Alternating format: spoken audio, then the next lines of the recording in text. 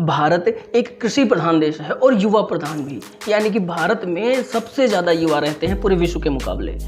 तो ऐसे क्या चीज़ है जो हमारे युवाओं को कृषि की तरफ आने से रोकते हैं? ऐसी क्या चीज़ें हैं जो कृषि में इनोवेशंस नहीं होने देते हैं?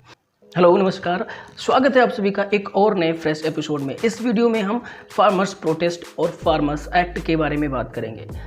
एक ज़रूरी बात कि इसमें जितने भी फैक्ट्स मैंने यूज किए हैं वो दृष्टि IAS के यूट्यूब चैनल के इस वीडियो से लिया है मैंने।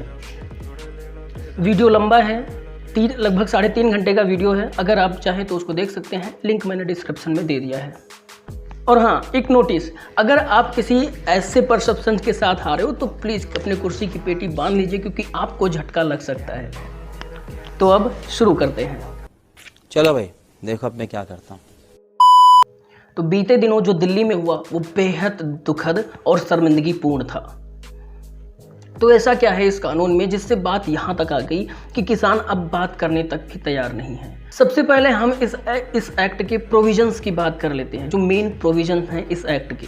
सबसे पहला है किसानों को ट्रेड एरिया प्रोवाइड करना आउटसाइड द APMC। दूसरा, इंट्रा स्टेट या inter state trading facility provide करना। तीसरा फिर कॉन्ट्रैक्ट फार्मिंग, और उसके बाद फिर special commodities act, amendment act, किसानों को ट्रेड एरिया प्रोवाइड करना आउटसाइड द APMC। APMC क्या है? Agricultural produce market committee. यहाँ डर इस बात का है किसानों को कि इससे फिर क्या होगा कि APMC ख़त्म हो जाएगी।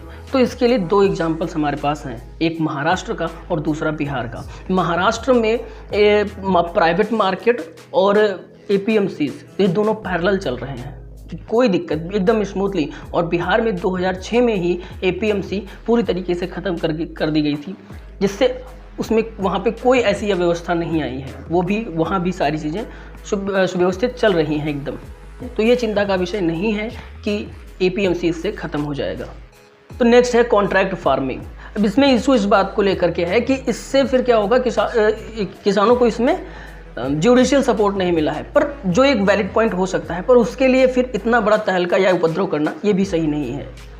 हालांकि इसके जब आप प्राइस मैकेनिज्म पे फोकस करेंगे तो वहाँ पे आप देखेंगे कि इसमें राइट्स मिले हैं किसानों को कि वो चाहे तो प्री फिक्सिंग प्राइस को प्री फिक्स कर सकते हैं, या फिर एक मिनिमम प्राइस फिक्स करके उसके बाद में उस पर APMC के अकॉर्डिंग चेंजेस कर सकते हैं, मतलब प्राइस बढ़ा सकते हैं। लेकिन फिर भी इससे परे अगर कहीं कोई डिस्प्यूट होता है तो डिस्प्यूट सेटलमेंट के लिए भी एक प्रोसेस है। उसमें सबसे पहले कॉन्सिलिएशन की बात की जाएगी, उसके बाद फिर SDM और फिर कलेक्टर लेवल तक की बात की जाएंगी। SDM और कलेक्टर को 30 दिन के अंदर ये फैसले सुनाने होते हैं।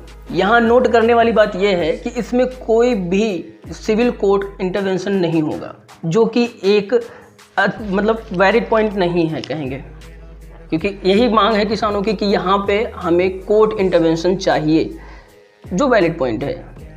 तो फिर समस्या क्या है कि सिर्फ पंजाब और हरियाणा के कुछ भूमिहर किसान ही इस तरीके से इतने उग्र प्रदर्शन कर रहे हैं। पंजाब मतलब UP या उड़ीसा, झारखंड, यहाँ के लोग ऐसा क्यों नहीं कर रहे?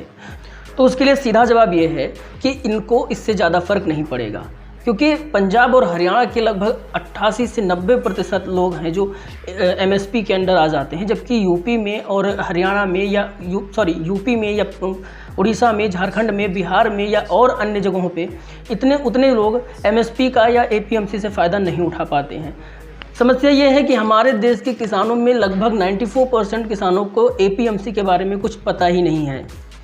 इसके लिए मैं आपको रिकमेंड करूंगा ये वीडियो, इसका एंड पार्ट देख लीजिए, आपको पूरी चीज़ें क्लियर हो जाएंगी। उम्मीद करता हूँ आपको ये प्रोडक्टिव लगा होगा। अगर लगा है तो लाइक कर दीजिए, शेयर कर दीजिए, कमेंट करके बताइए कि आपको यहाँ कुछ कमियाँ क्या लगी। और बस मिलते हैं आपसे एक और नए वीडियो में, तब तक खुश रहिए, खेलते रहिए, मस्त रहिए। बाय।